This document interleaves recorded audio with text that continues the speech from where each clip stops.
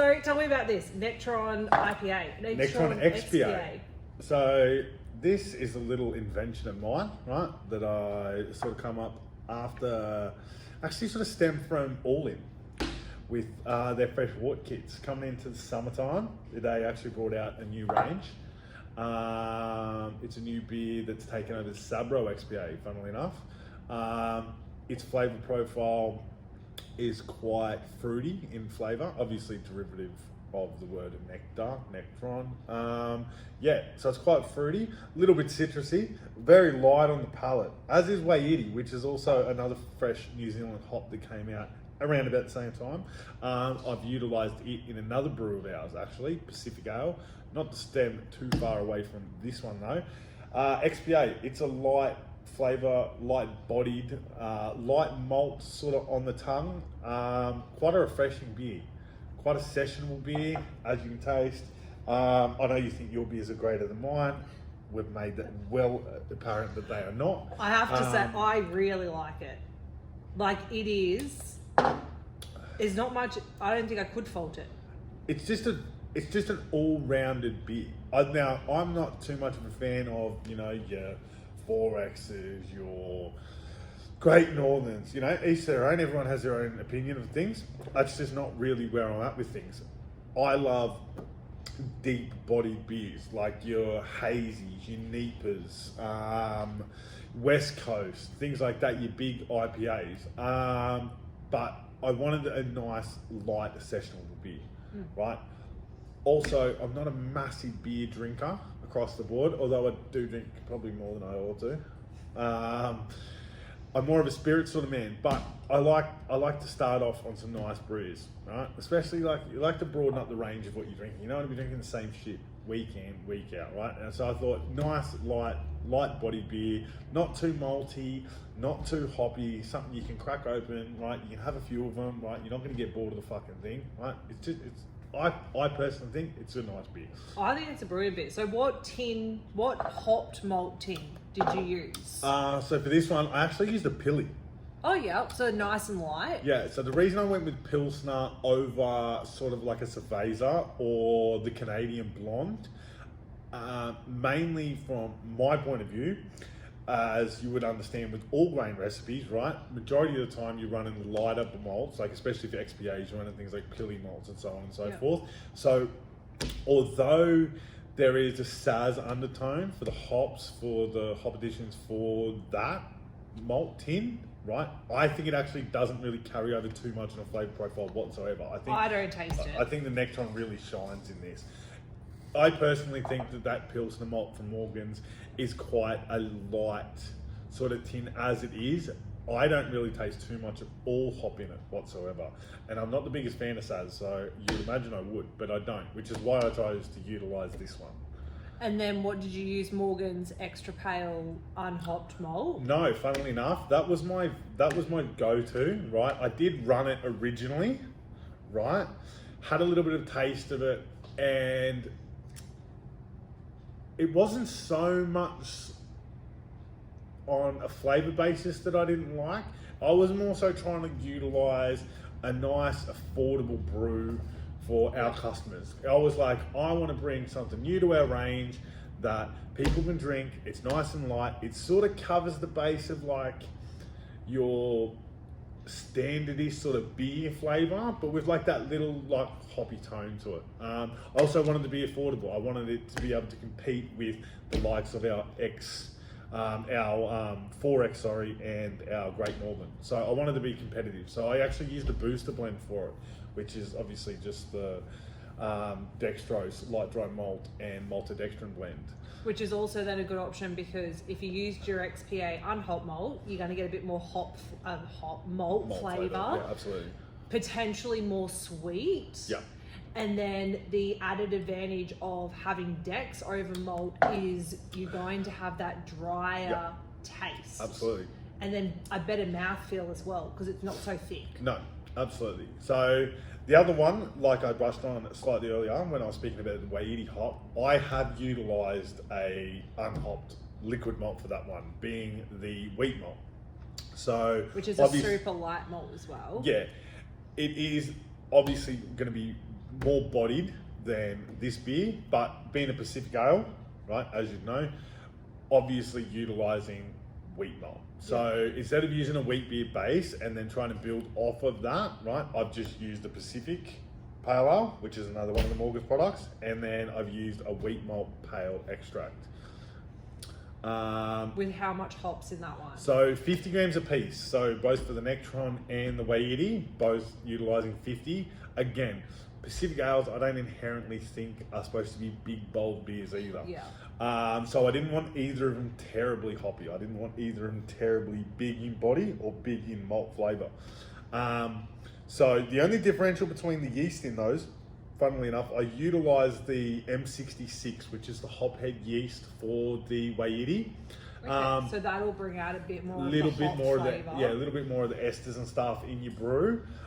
Reason being is the Waiiti actually, I believe, from my flavour palette anyway, it's not quite as prominent in its flavours as the Nectaron. If you look up and you utilise a tool called Beer Maverick, they've got a brewing chart there. You can put in said different hops, right, and you can compare them, and they've got like a nice little octagonal graph there, and it's sort of like a spider web spreadsheet of each flavour. You can kind of see where it sits. Yeah, so whether you wanted to build up an IPA or a West Coast, something really hoppy, something with like, and you on the back end, and you want to layer things as you want them on your palate, right? It's a brilliant tool for that. It's also a brilliant comparison tool because it also gives you points of reference for flavors in which that you're looking for, right? And then it'll give you reference for other hops that you might not have utilized.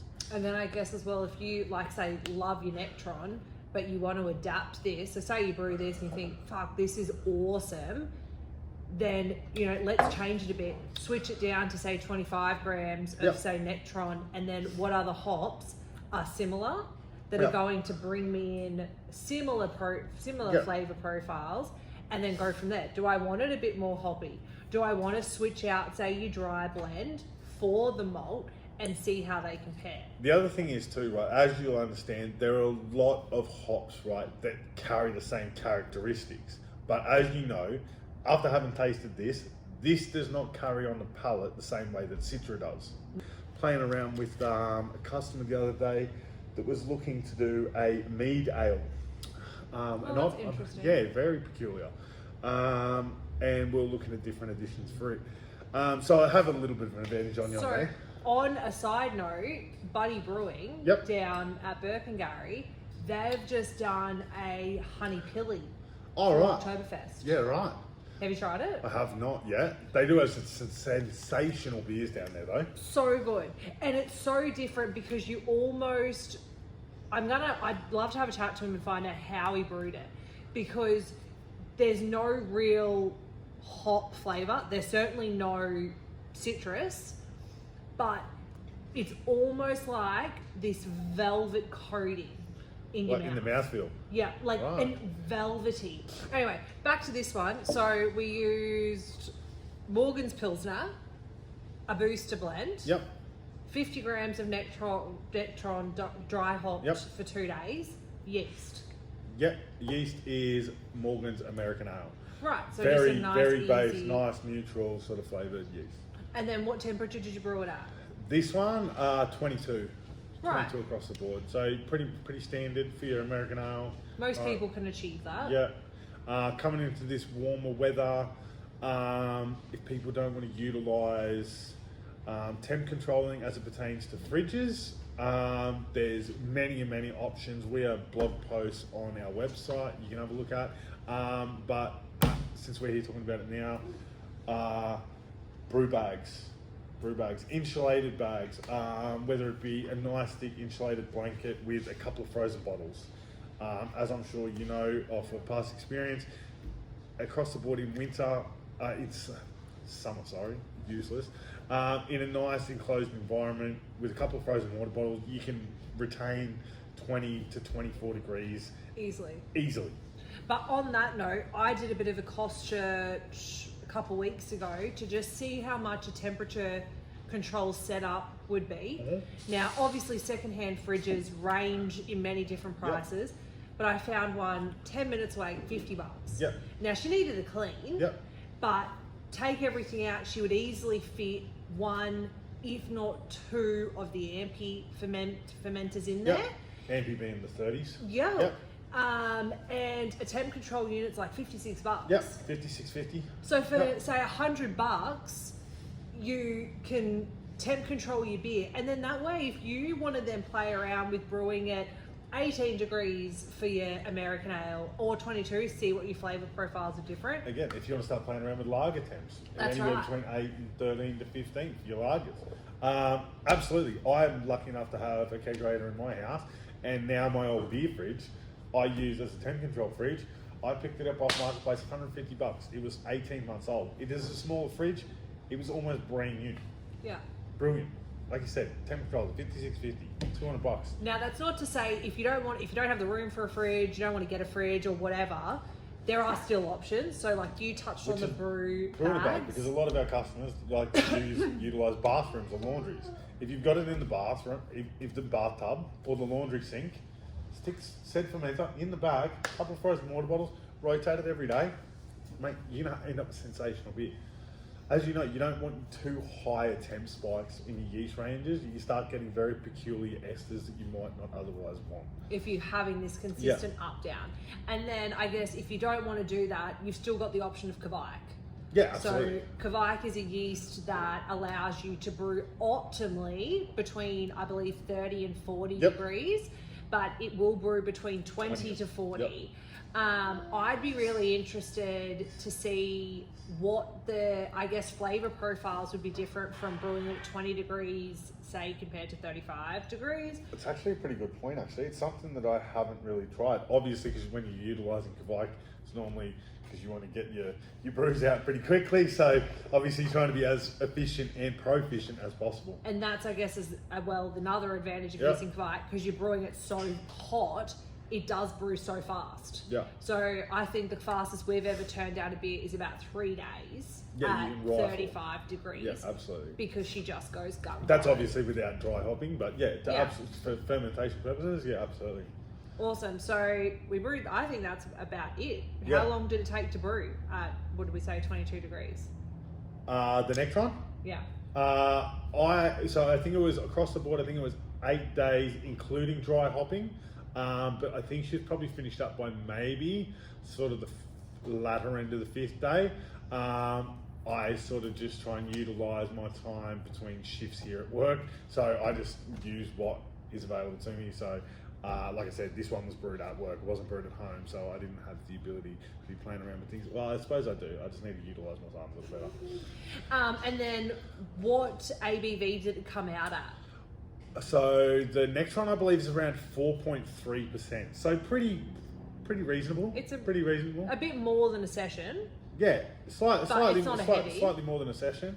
Probably just enough to stop your missus screaming at you, but yeah, and enough to drown out her screaming. So yeah. And wrong person to say that to, mate. Not my missus, my sister, mate. I'm sweet as houses. And so I'm assuming you brewed this to 20 litres. So Yeah. that's the other thing to note as well, that if you're brewing to 23 litres, you very likely would be getting into that like high 3% range. As a typical rule, we tend to brew to 20 litres, we keg in 19 litre kegs, then you've got a full 19 litre happy days. Yeah, absolutely. Well, I think that just about wraps this up, and I'm getting rather thirsty, but I appreciate the conversation. You and too, I'll maybe hit this next week. Very good. Cheers.